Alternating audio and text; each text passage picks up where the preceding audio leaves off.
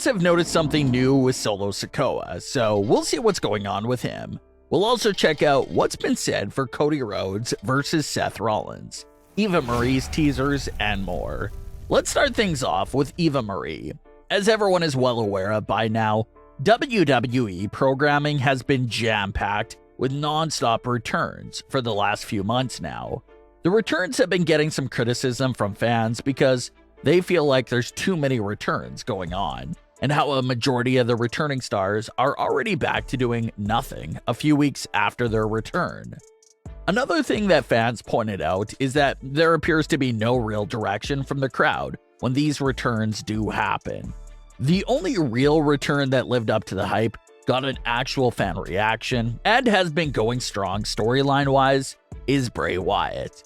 Outside of Bray Wyatt, all these other recent WWE returns haven't really been up to much lately. There was conflicting reports on if WWE and Triple H were disappointed with the recent returns. One report said that Triple H allegedly felt let down by a majority of the returns, while other reports claim that Triple H doesn't feel like that at all. So it's hard to determine what's the truth there. But with Royal Rumble and WrestleMania season in full gear, everyone expects the WWE returns to keep rolling in.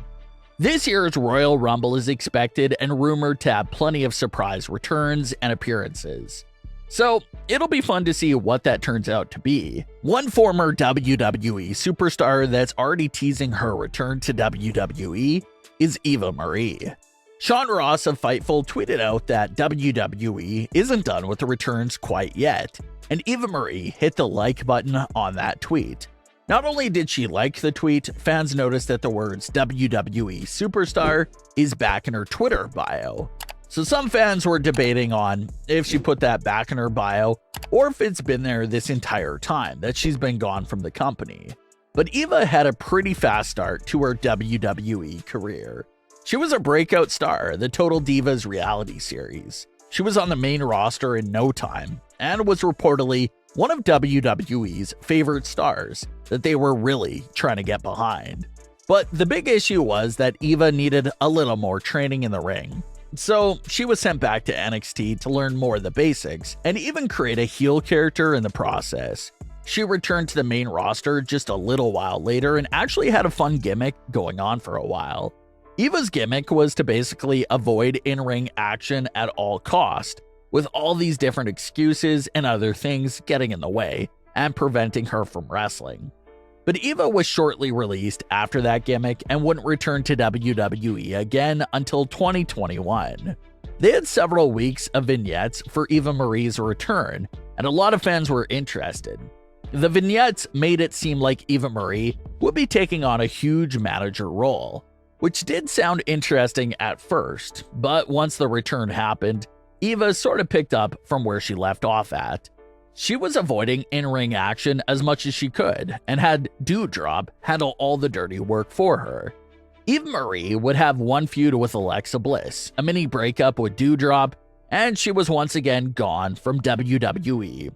So the second WWE run was shorter than expected, and underwhelming when compared to what everyone thought we could have seen.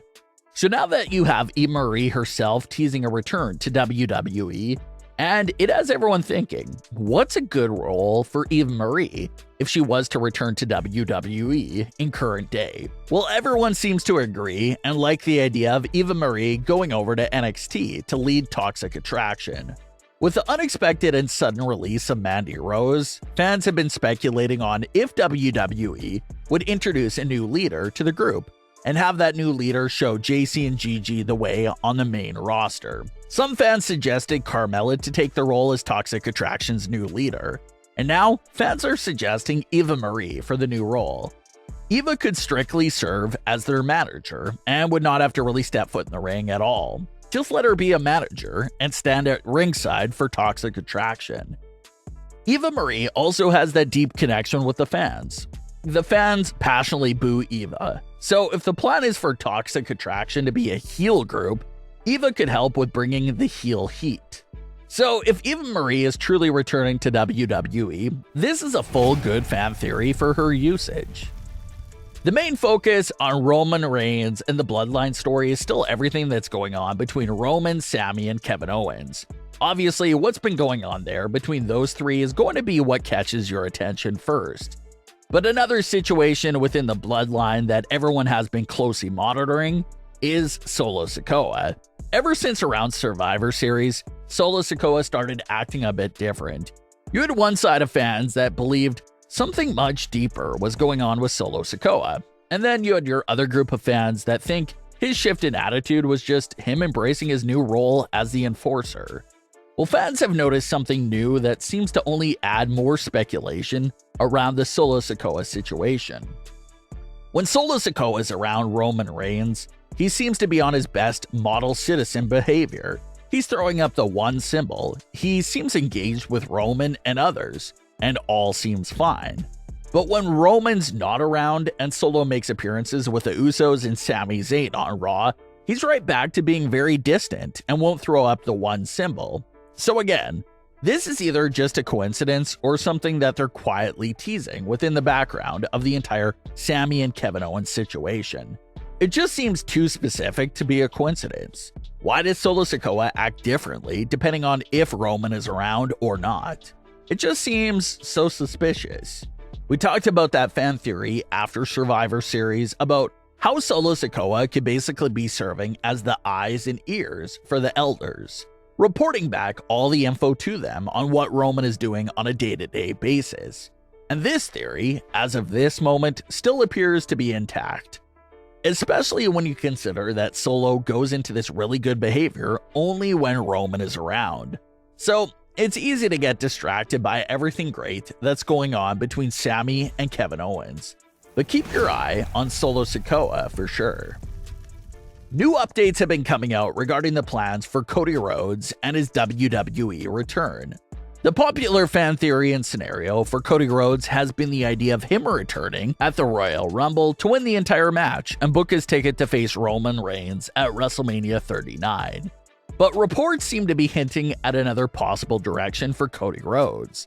Reports claim that WWE's intention is to pick back up with the feud between Cody Rhodes and Seth Rollins once Cody returns. Some fans argued that Cody is already up 3 wins to nothing within the feud, so they think the feud should be over. And yes, that's true, but Cody Rhodes was written off of television by an attack from Seth Rollins.